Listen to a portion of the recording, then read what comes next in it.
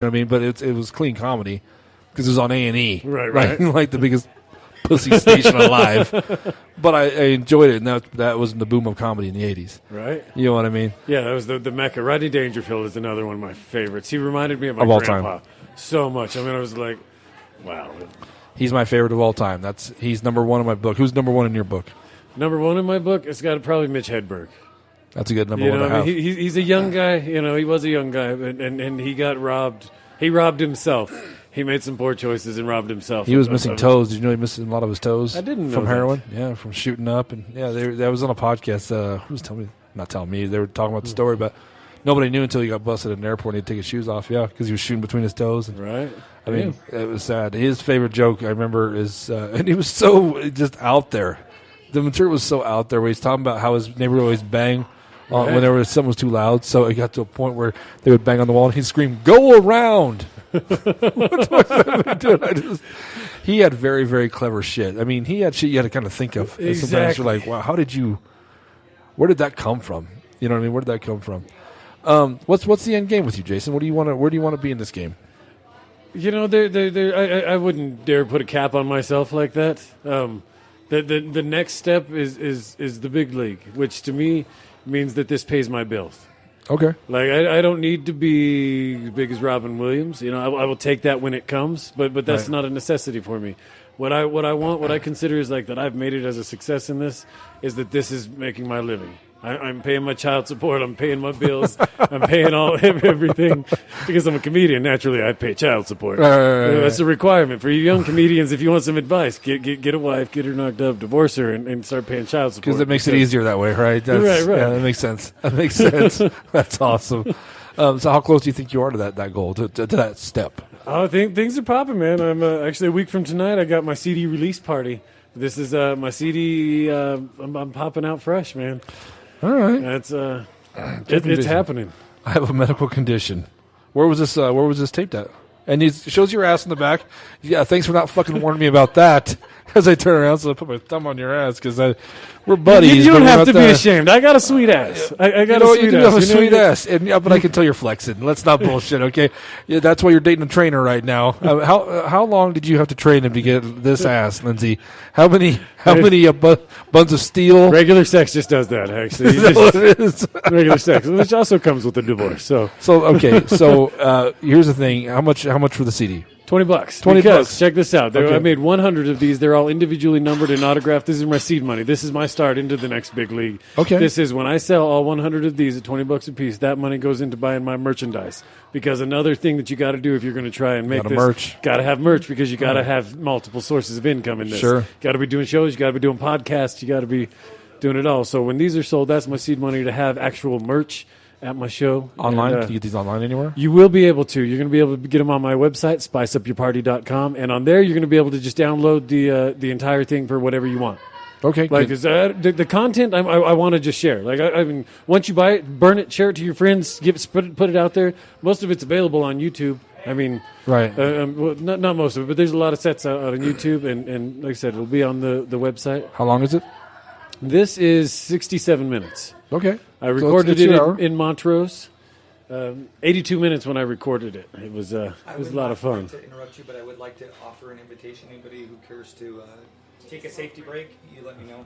Okay, we're gonna wrap up with Jason here pretty quick and get on to the next guy. So I'm not gonna take a safety, Jake, because I have to donate urine every now and again. Just so we're clear on that one. So I understand that you got. It's important to time those. Yes, I can't. Yeah. Well, I don't anyway because weed just makes me horny and crave milk. That's all that shit does to me. It's the strangest thing. That's why I don't smoke weed. I don't like it.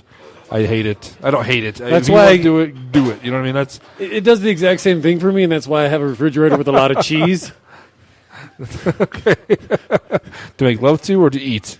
You know, it just is a byproduct. It just happens. There's Okay. a lot of milk around and a lot of movement, and you get cheese. Okay. It's All just- right. There's All right. butter. There's cheese. That's funny and gross. That's at the funny same and time. gross. I mean, I keep things, separate so that, there's no like spillage into the cheese or anything. It's not like Famunda sweat cheese. I hear you. Is it Famunda cheese? Is that the old joke? That is the Ew. old joke. We're trying to get away from that stereotype when as we mass produce sex cheese. That's kind of our slogan: sex cheese that's not Famunda. Not Famunda. Okay.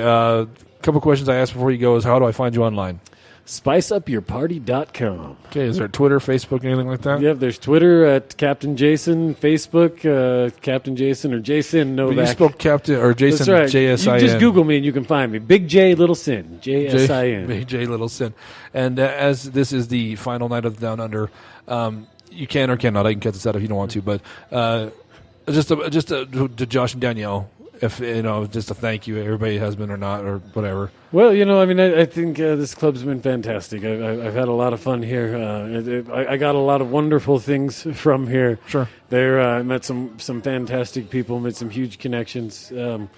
I got to spread a lot of my knowledge about comedy, got to spread a lot of my comedic load all over a lot of audiences. That's a great way to put it. It's a huge load. It's a huge load of comedy that I carry around with me all the time, and I love to just give that money shot in the faces of any audience that I'm there, and I got to do that a lot at the Downunder, and it was a wonderful club. I hate to see it go down the way that it went down, but it had a lot of good comedians run through here. It's nice to see it pop back up. It's tough. Like I was telling Josh and everybody else, it's good for young comics. You know what I mean? To have something like this locally where you don't drive to Denver, you don't drive, anywhere else. So it is something that's too bad not to be around. But, it is what it is. And when God closes the door, opens the window. So hopefully something happens up. And we've been talking about maybe me and Adam coming in and starting a room up here. Maybe that's something that may be in our future. Who knows? I've actually trying to keep the comedy thing going in Greeley. I've got December 28th is my CD release party at the Moxie. Where's the Moxie And then the Moxie's on 9th Street in downtown. What time?